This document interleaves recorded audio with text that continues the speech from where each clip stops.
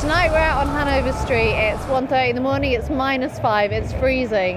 Hanover Street is a notorious spot for collisions, particularly nighttime. You'll probably see from the footage we've got a lot of adult pedestrians who are pretty drunk and are staggering in the road, not using crossings. Just behind me, out of interest, you'll see that there's a private hire cab and it's parked on the double yellow lines. At one point this entire street had one side which was your hackney cabs in the ranks, and on the other side waiting for a fare were a lot of private hire cabs. There's one just pulled up now. I've been talking to taxi drivers as well tonight, and one of the things that they've been saying is at the moment that they're having to work many more hours than they were 10 years ago to get a fare. One guy said he used to do 3 hours on a Sunday. He's now doing 9.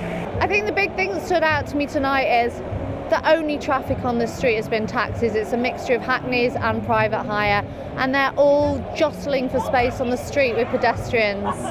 There is a crossing just behind me.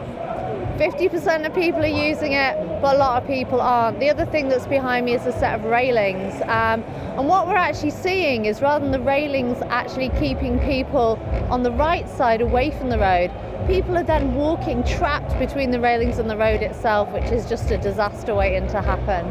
So the traffic at the moment is going quite slowly because we are at peak time for pickup.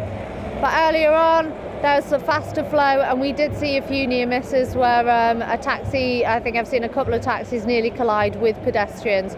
The speed that they were going probably wouldn't have killed or seriously injured them, but certainly enough to have caused a collision. In terms of health and safety as well, a lot of taxi drivers are talking about how the private hire cabs are sitting inside streets waiting for a fare. And what they're seeing is then that emergency service vehicles are having trouble getting through, and they've seen on a number of occasions that kind of blockage. The problem with this is that it's significantly restricting the amount of visibility for pedestrians, and it's certainly causing quite a lot of mayhem on the streets as cars are turning round, reversing, cutting in, and in between them all you've got drunk pedestrians. Everywhere we go, everywhere we go, everywhere the St. Louis boys making all the noise, everywhere we go.